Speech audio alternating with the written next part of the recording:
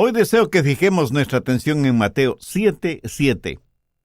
Es una de las más extraordinarias promesas de la Biblia porque nos dice cómo lograr que nuestras oraciones sean contestadas.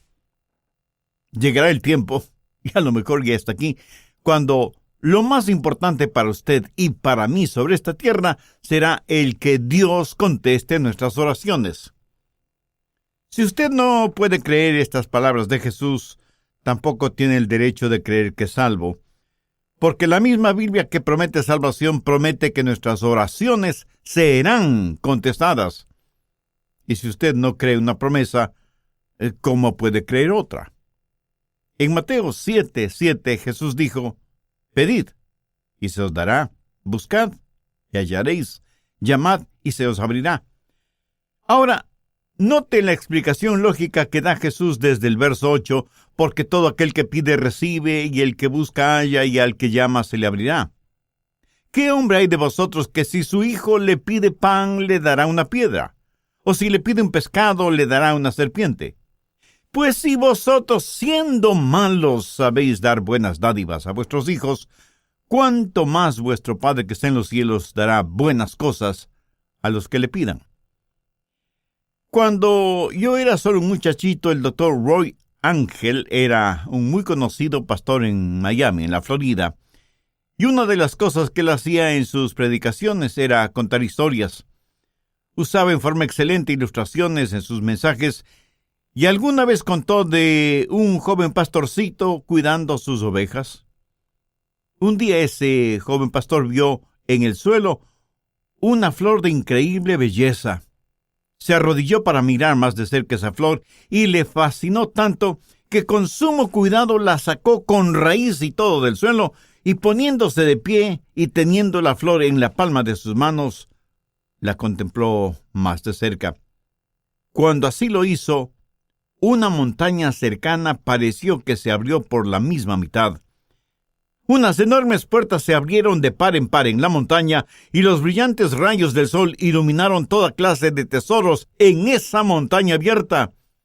El pastorcito jamás había visto nada semejante, así que, dejando la flor en el suelo, fue hacia ese tesoro y comenzó a recoger en su manto rubíes, diamantes, esmeraldas, zafiros, perlas, oro y plata. Su manto estaba repleto de ese tesoro. Él no era más que un pobre pastor, pero ahora iba a ser un rico pastor. Y con ese fabuloso tesoro comenzó a bajar la montaña, cuando escuchó una voz que le decía: no te olvides de lo mejor. Y él, mirando a su alrededor, se preguntó: ¿qué puede haber algo mejor de lo que ya tengo? Y siguió su marcha, pero escuchó nuevamente la voz: no te olvides de lo mejor. Esta vez no hace ningún caso a la voz y, corriendo más que caminando, desciende de la montaña. De pronto, con gran estruendo, las enormes puertas que vio en la montaña se cerraron y la montaña desapareció completamente. Y el momento que la montaña desapareció, también desapareció el fabuloso tesoro que creía tener en su manto. Y volvió a escuchar la voz que le dijo: lo mejor era la flor, porque la flor era la llave para abrir la montaña, y tú dejaste esa flor allá en el suelo, en la montaña. Por supuesto, es solo una ilustración, un cuento, una fábula, una parábola. Usted llámela como quiera llamarla, pero escuche, lo mejor, la llave para abrir todos los tesoros del cielo es la oración. No se olvide de lo mejor. Jesús dijo: pedid y se os dará; buscad y hallaréis; llamad y se os abrirá. Jesús dice que si pedimos, si buscamos, si llamamos, se nos dará, hallaremos y se nos abrirá. Por lo tanto, no hay sustituto para la oración. Si usted pierde una pierna o un brazo, en la actualidad los puede reemplazar con una pierna o brazo artificial. Hoy por hoy hay sustitutos para la comunicación. Si el teléfono regular falla, hay teléfonos celulares, inalámbricos, emails, Facebook, Twitter, Internet y quién sabe qué otras cosas más nos depara el futuro. Pero la verdad es que no hay sustitutos para la comunicación. Y ya no es cosa de ciencia ficción que un día de estos los clones sustituirán a los seres humanos. Y sin embargo no hay sustituto para la oración. Ni la elocuencia, ni el intelecto, ni la energía, ni el entusiasmo, ni las buenas intenciones son reemplazo para la oración. Yo creo que el más grande recurso del mundo aún no utilizado es la oración. Se estudia para ver cómo se puede aprovechar la tremenda energía que hay en los relámpagos o en las inmensas olas del océano, o cómo aprovechar más eficientemente la energía solar. Pero la más grande fuente de energía, aún totalmente desconocida por los seres humanos, es la oración ferviente. Y somos unos necios que estamos ignorando esa energía. ¿Por qué la pobreza de muchos cristianos? ¿Por qué la falta de poder en la vida de muchos creyentes? Una sola respuesta: vidas sin oración. Si algún fracaso tenemos en nuestra vida, es el fracaso en nuestra vida de oración. No tendríamos pecados en nuestras vidas que la oración ferviente no hubiera podido ayudar a evitarlos. No hay ninguna necesidad mayor en nuestra vida que desarrollar una vida de oración. Y alguien seguramente me preguntará: Pastor, ¿por qué Dios quiere que oremos? Usted mismo ya nos ha enseñado que el Padre conoce todas nuestras necesidades, aún antes de que nosotros las mencionemos. ¿Por qué pedirle a Dios que haga lo que Él ya ha determinado hacer? Mi amigo, esas son muy buenas preguntas. ¿Por qué? ¿Por qué debemos orar? Escúcheme, cuando oramos, no oramos para informarle a Dios de ciertas cosas. Él las sabe. Tampoco oramos para darle instrucciones a Dios. Cuando oramos, estamos invitando a Dios a conversar con nosotros. ¿Qué quiero decir con esto? Verá, Dios quiere hacer realidad ciertas cosas en nosotros. Y quiere hacer ciertas cosas por medio de nosotros. Y quiere hacer esas cosas si es que nosotros se las pedimos en oración. ¿Por qué Dios nos pide que oremos? Primero, por un factor de compañerismo. Juan 15:7. Si permanecéis en mí y mis palabras permanecen en vosotros, pedid todo lo que queréis y os será hecho. ¿Qué es lo que Dios quiere que hagamos? ¿Dios simplemente quiere darnos cosas? ¿O quiere Dios tener comunión, compañerismo con nosotros? Dios quiere que tengamos comunión con Él. Por lo tanto, Dios dice que oremos porque por medio de la oración permanecemos en Él y Él en nosotros. Dios puede estar sin nosotros, pero nosotros no podemos estar sin Dios. Cuando usted ora y Dios contesta, usted habita en Él y Él en usted. Somos colaboradores de Dios. Pablo en 2 Corintios 6:1 dice: así pues nosotros como colaboradores suyos. ¿Lo ve? Hay este factor de la comunión, del compañerismo, de la amistad. Segundo, el factor del desarrollo. No hay nada que pueda ayudarle a crecer como cristiano que la oración. Cuando permanece en el Señor Jesucristo y Él permanece en usted, crecerá espiritualmente en la misma proporción que la que ora. ¿Alguna vez se ha preguntado por qué Dios no contesta sus oraciones inmediatamente? Sencillamente porque Él quiere que usted crezca un poquito más cada día. José es un joven que está tratando de tener una cita con Rosita, así que le invita para que salgan juntos. Ella lo mira unos instantes y piensa: no tiene buenos modales, no es gentil, tiene mal aliento, no se viste adecuadamente, tiene las uñas sucias y sus zapatos están viejos y sucios. Así que Rosita le dice a José: no puedo salir contigo, estoy muy ocupada. Y entonces él piensa: ¿por qué no querrá salir conmigo. ¿Qué podrá hacer? Más tarde le pregunta a un buen amigo suyo: Raúl, quise tener una cita con Rosita, pero ella prácticamente me rechazó. ¿Tienes tú una idea de por qué? Y Raúl, como buen amigo, le dice: ¿quieres que sea completamente honesto con mi respuesta? Por supuesto que sí. Y Raúl, después de respirar profundamente, le dice: mira, José, tienes mal aliento. ¿Cómo que yo tengo mal aliento? No puede ser. José, estoy siendo honesto contigo. Y José va y compra un agradable enjuague bucal, usa una pasta dentífrica que refresca el aliento, y después de algunos días vuelve a invitar a Rosita, y Rosita vuelve a decirle que no. Otra vez va a consultar con Raúl, y Raúl le dice: pero mira la manera en que estás vestido. No tienes un espejo. Tu camisa está más que sucia, hueles muy mal, parece que no usas nada contra el mal olor de tus axilas, y mira tus zapatos, más horribles no pueden ser. Después de un par de semanas, José va nuevamente donde Rosita, pero luce diferente. Su ropa está limpia, está bien afeitado y masculinamente peinado. De su cuerpo se desprende un suave olor, como brisa marina. Sus uñas están recortadas y limpias, y sus zapatos parecen de charol. Y le dice: Rosita, ¿quieres salir conmigo? Te invito a tomar unos helados. Y casi no lo pudo creer cuando ella le contestó: José, me dará mucho gusto salir contigo. Y los dos tuvieron una tarde maravillosa.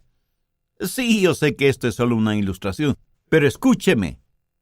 Algunas veces nos acercamos a Dios y simplemente le decimos: Dios, haz esto. Pero hay algo que Dios quiere que nosotros hagamos primero, y es orar, porque la oración ayuda a desarrollar nuestras vidas. Cuando Dios no nos da algo que le hemos pedido, enseguida preguntamos: ¿por qué Dios no contesta mis oraciones? Y el Espíritu Santo nos dice: porque hay pecado en tu vida, eres egoísta, eres carnal, te interesa más lo temporal y material que lo espiritual y eterno. Mi amigo, marque mis palabras. Hay un factor de desarrollo en nuestras vidas. Cuando oramos, Dios nos hace crecer por medio de la oración. Tercero, el factor de la dependencia en la oración. Dios nos hace crecer espiritualmente por medio de la oración. Jesús dijo en Juan 15:5, porque separados de mí, nada podéis hacer. Si Dios contestara nuestras oraciones automáticamente, no habría ningún crecimiento. Pero si nunca tuviéramos que orar, no habría ninguna dependencia. La oración es la forma en que nos fusionamos con Dios. Y esa es una maravillosa promesa. Pedid, buscad, llamad. Pero no solo una promesa que reclamar, sino un proceso a seguir. ¿Alguna vez ha puesto atención a los verbos en este versículo? Pedir, buscar, llamar. Eso es un proceso que va creciendo en intensidad. Pedir para recibir, buscar para encontrar, llamar para que se nos abra. Así, este versículo es una promesa y un proceso. La promesa de que Dios nos escuchará. Enfoquemos este punto. Usted se acerca a Dios y le pide algo. ¿Sabía que el más grande problema en la oración no es la oración no contestada, sino la oración no verbalizada? Muchos ni siquiera llegamos a pedir. Santiago 4:3 dice: pedís y no recibís, porque pedís mal. Pero la oración no verbalizada no solo es una tragedia, sino que es un pecado. El profeta Samuel dijo: lejos sea de mí que peque contra Jehová, cesando de rogar por vosotros.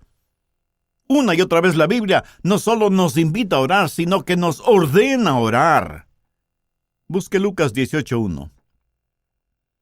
También les refirió Jesús una parábola sobre la necesidad de orar siempre y no desmayar. Y en Marcos 14:38, Jesús les dijo a los discípulos: velad y orad para que no entréis en tentación. Escúcheme. Cada vez que pecamos es porque hemos fracasado en orar como debíamos hacerlo. Y Pablo dice que no debemos estar afanosos por nada, sino que debemos dar gracias por todo. Y que con oración y ruego debemos hacer conocer nuestras peticiones a Dios. La razón por la que estamos tan llenos de preocupaciones y ansiedades es porque no hemos aprendido a orar. Y porque cuando oramos, pedimos lo que queremos y no lo que en verdad necesitamos. Una buena manera de probar si lo que pedimos es correcto o incorrecto es preguntándonos: ¿puedo pedirle esto a Dios? Si su propia respuesta es negativa, pues no se atreva a pedírselo a Dios. Y si es incorrecto pedírselo a Dios, entonces es incorrecto el tenerlo o el hacerlo. No divida su vida entre lo secular y lo sagrado. No piense que cuando ora, Dios está interesado en unas cosas y no en otras. Se puede imaginar a Jesús viviendo de esa manera. Cada día es un día santo. Y cuando estamos en la voluntad de Dios, todo lo que pidamos en oración, le puedo asegurar que estará de acuerdo con la voluntad de Dios. Y si usted me pregunta: pastor, ¿y qué de las cositas pequeñas? Porque yo oro solo por las cosas grandes. Mi amigo, ¿qué es pequeño o qué es grande delante de Dios? Debemos orar por todas las cosas. Sí, ore por la salud de su cónyuge o sus hijos, ore por su trabajo o su negocio, pero ore también por el fin de semana o las vacaciones con su familia. Pastor, ¿qué si es que quiero las cosas equivocadas? ¿Debo orar por eso? Por supuesto que sí. Pero ore para que Dios le quite ese deseo que tiene por las cosas equivocadas. Dios no le contestará a menos que usted le pida. Y eso significa que usted expresa un deseo.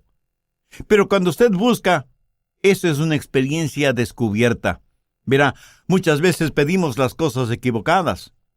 Muchas veces no estamos en posición de pedir nada. Muchas veces las cosas por las que pedimos son totalmente desconocidas para nosotros. Así que la oración verdadera está eslabonada con la búsqueda. Y el propósito, la voluntad de Dios, pudiera ser que necesitamos buscar. Un día, una señora me llamó y me dijo: pastor, necesito que venga a mi casa. Tengo necesidad de que ore conmigo por algo muy importante. Así que fui a su casa y ella me dijo: pastor, mi hijo es un borracho. Y a su esposa, mi nuera, le diagnosticaron cáncer. Le he pedido a mi hijo que venga para que usted ore por nosotros. Y ahí estábamos los tres, el hijo, la madre y yo, el pastor. Nos arrodillamos para orar. Ella oró, yo oré, y el hijo, un hombre de tal vez unos 35 años, me dijo: pastor, usted no está orando.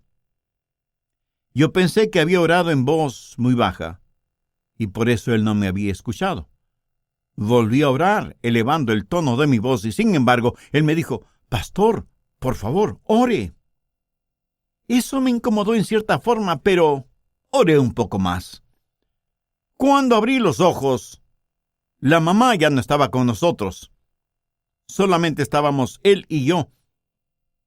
De pronto escuché ruidos en otro cuarto y fui hasta allá y encontré a la mamá de él totalmente extendida en el suelo con los brazos en cruz, orando intensamente, y escuché su oración.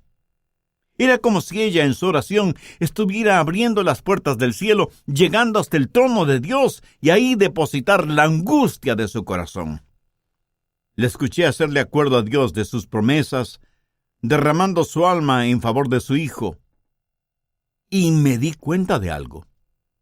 Ese hombre durante su niñez y su juventud seguramente vio muchas veces orar a su madre de esa manera, orando intensamente, y por eso él me dijo: «Pastor, usted no está orando».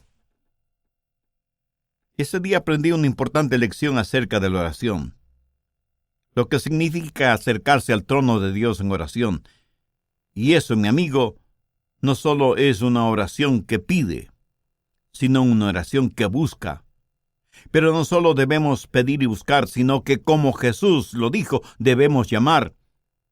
Y con esa acción estamos expresando una determinación. El llamar significa que no nos detendremos hasta que obtengamos aquello que le pedimos a Dios, o hasta cuando Dios nos diga no. Veamos Lucas 11 por un momento, desde el verso 5. Les dijo también: ¿quién de vosotros que tenga un amigo va a él a medianoche y le dice: «Amigo, préstame 3 panes, porque un amigo mío ha venido a mí de viaje, y no tengo que ponerle delante»? Y aquel respondiendo desde adentro le dice: «No me molestes. La puerta ya está cerrada, y mis niños están conmigo en cama. No puedo levantarme y dártelos. Os digo que aunque no se levante a dárselos por ser su amigo, sin embargo, por su importunidad se levantará y le dará todo lo que necesite».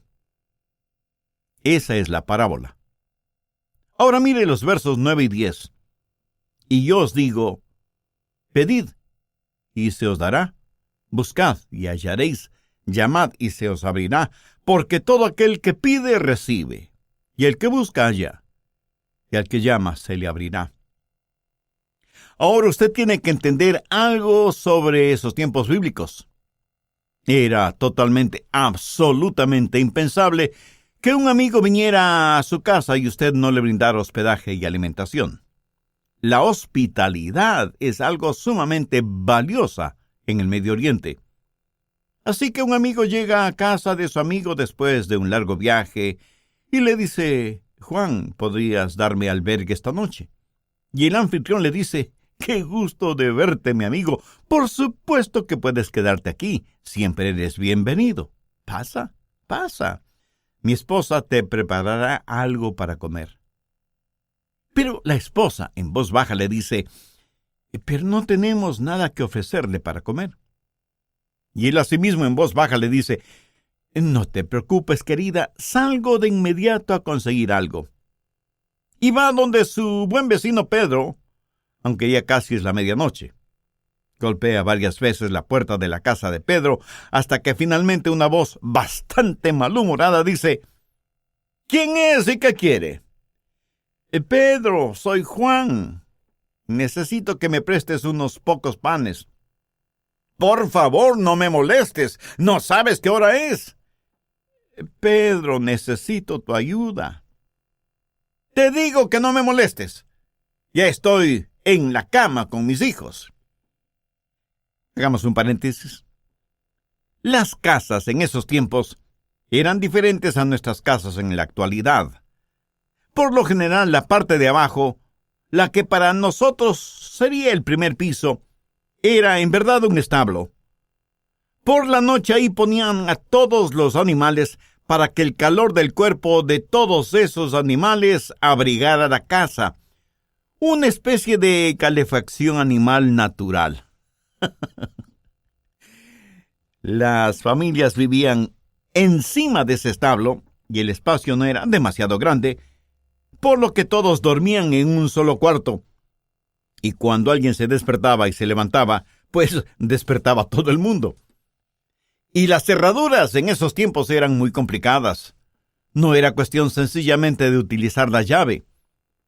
Había que bajar del segundo piso, despertando a todos, cruzar entre los animales, hacer un tremendo ruido quitando las seguridades de la cerradura.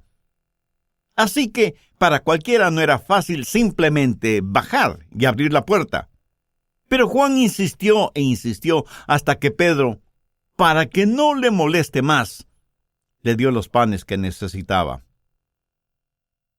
Lo hizo no necesariamente porque Juan era su buen amigo, sino porque Juan fue insistente. No aceptó un no como respuesta. Y de eso está hablando Jesús, de la persistencia en la oración. ¿Cuántos de nosotros oramos de esa manera? Note que en este versículo los verbos están en tiempo presente, lo cual significa manténganse pidiendo, manténganse buscando, manténganse llamando. La oración no es una carrera de velocidad, más bien es una larga maratón. En el Evangelio de Lucas capítulo 18, Jesús también habló acerca de una viuda que fue donde un juez injusto, buscando justicia. Este juez no tenía miedo de Dios ni de los hombres, era un ateo, un juez ególatra. Y la viuda venía una y otra vez porque necesitaba hablar con el juez. Finalmente el juez falló a favor de la viuda porque, como ese juez mismo lo dijo, no quiero que me agote la paciencia.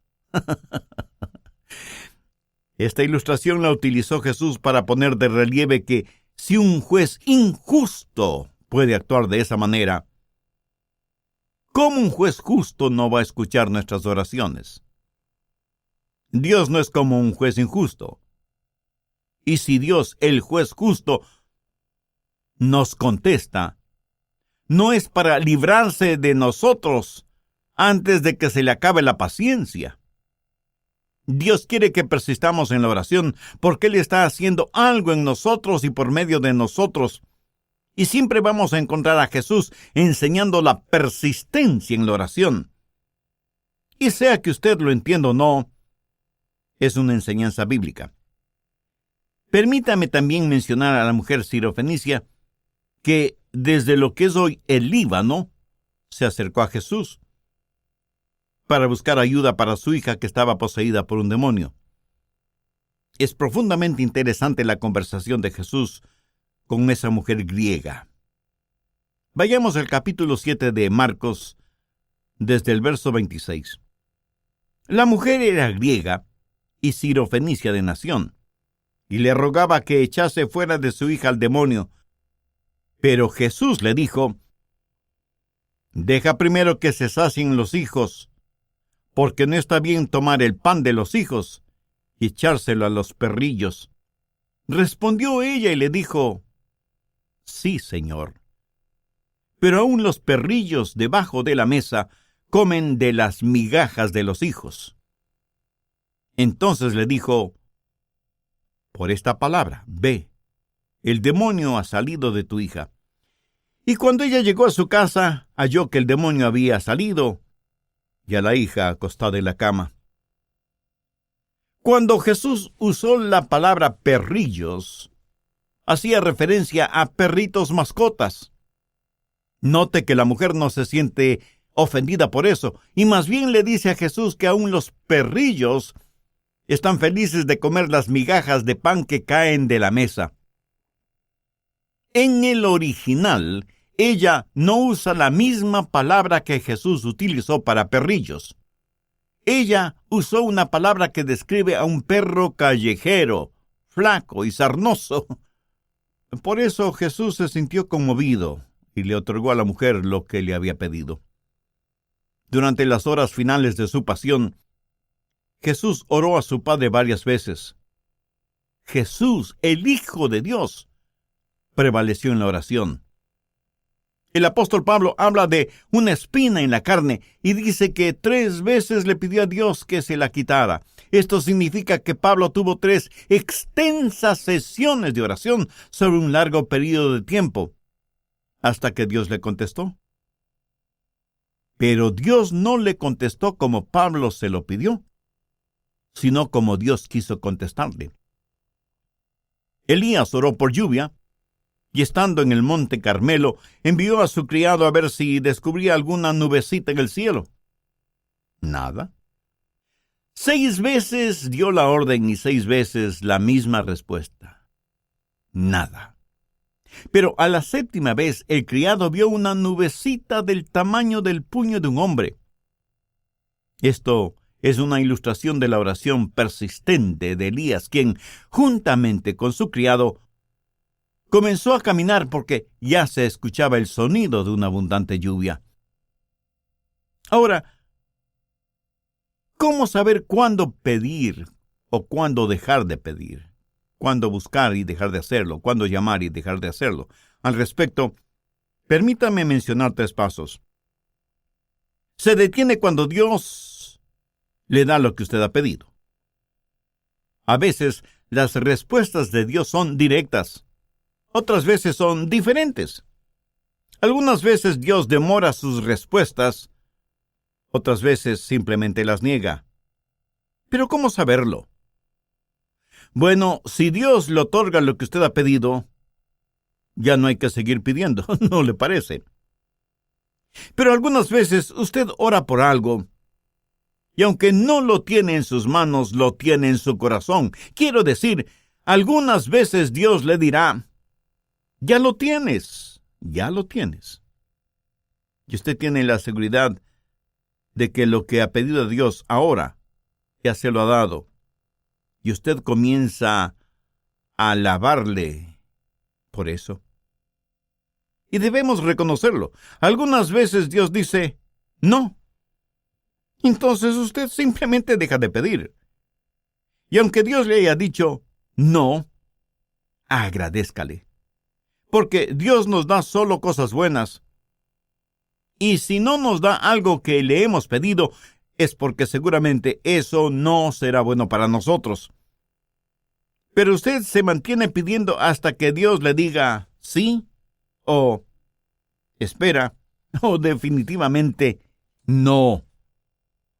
Entonces hay una promesa que reclamar, hay un proceso que seguir y hay una provisión que debemos gozar. Note que el Señor Jesucristo dice por qué y cómo contesta nuestras oraciones. Volvamos a Mateo 7, desde el verso 9, y veamos cómo el Señor ilustra esto. Jesús hace la pregunta: ¿qué hombre hay de vosotros que si su hijo le pide pan, le dará una piedra? ¿O si le pide un pescado, le dará una serpiente? Pues si vosotros, siendo malos, sabéis dar buenas dádivas a vuestros hijos, ¿cuánto más vuestro Padre que está en los cielos dará buenas cosas a los que le pidan? Ahora, ¿cómo sé que Dios va a contestar la oración? Pues note lo que Jesús está diciendo. Es algo razonable y que va de acuerdo a nuestra naturaleza humana. Tome un hombre que no ha sido salvado, un hombre que no conoce a Dios. Si sus hijos le piden comida, no les dará comida. Jesús dice que si nosotros, siendo malos, sabemos dar cosas buenas a nuestros hijos, ¿cuánto más nuestro Padre Celestial no nos dará cosas buenas si es que le pedimos? ¿Por qué sus oraciones serán contestadas? Pues porque Dios es bueno. Sabe eso con certeza en su corazón, en su mente. Dios es bueno. Dios se deleita en contestar sus oraciones. Dios quiere contestar sus oraciones porque nuestro Dios es un buen Dios. Pero Dios no solamente que es bueno, sino que además es sabio. Si usted le pide pan, tenga la seguridad de que no le dará una piedra. Él nunca nos dará algo que sea malo. En la Palestina abundan miles y miles de pequeñas rocas que por su color y su textura parecen pequeños panes. Si usted le pide a Dios pan, Él le dará pan, no una roca que parezca pan. Ahora escúcheme. Si usted le pide una roca, Él no le dará una roca. Él no le dará ninguna cosa mala, aunque usted se lo pida. ¿Por qué? Porque Dios es bueno, sabio y capaz. Yo tuve un padre terrenal a quien amé mucho. Cuando cumplió sus 86 años, pensaba que tenía solo 40. Ah, mi querido padre. Él tenía sus limitaciones como todos los seres humanos las tenemos. En cambio, mi Padre Celestial no tiene limitaciones. En Él tengo la simpatía de un padre y la soberanía de un rey. Él es un padre que me escucha y un rey que me contesta. ¿Por qué Dios escucha mis oraciones? Porque Él es un Dios bueno, sabio y soberano. ¡Qué poderoso Dios al que servimos! Nosotros somos unos necios si es que no aprendemos a orar. Jesús dijo que si pedimos se nos dará, si buscamos lo encontraremos, y si llamamos nos será abierto. La cosa más sabia que podemos hacer es aprender a orar. Es Dios su Padre Celestial. Aquí Jesús no está hablando a la gente perdida, está hablando a los salvados. Si el Señor Jesucristo aún no es su Salvador, significa que usted necesita ser salvo, y puede serlo ahora mismo, si ese es el deseo de su alma. Le invito a repetir conmigo una sencilla oración. Dígala con sus propias palabras, pero dígalas con profunda fe, con sinceridad y con convicción. Dios eterno y Padre Celestial, tú sabes que la oración no es uno de mis puntos fuertes, de hecho, es uno de los puntos más débiles de mi vida espiritual. Pero hoy me acerco a ti para pedir tu gracia y misericordia, no solo para que me perdones, sino también para que me ayudes a desarrollar mi vida de oración. Señor Jesús, tú siendo el unigénito Hijo de Dios, entregaste tu propia vida en la cruz del Calvario para pagar la culpa de mis pecados, para perdonarme, para limpiarme, para salvarme y sanarme espiritualmente. Este momento, con fe incipiente, pero firme, te invito a que vengas a morar en mi corazón y seas mi Salvador y mi Señor. Desde este momento te entrego el control total de mi vida y ruego tu ayuda para ser la clase de persona que tú quieres que sea. Todo esto lo pido con gratitud en tu precioso nombre. Amén. Si usted hizo esa decisión espiritual, le invito para que nos escriba y nos cuente al respecto. Deseamos gozarnos espiritualmente con usted. Su carta además nos dará la oportunidad y privilegio de orar por usted, por su vida de oración y por su decisión de ser un creyente en el Señor Jesucristo.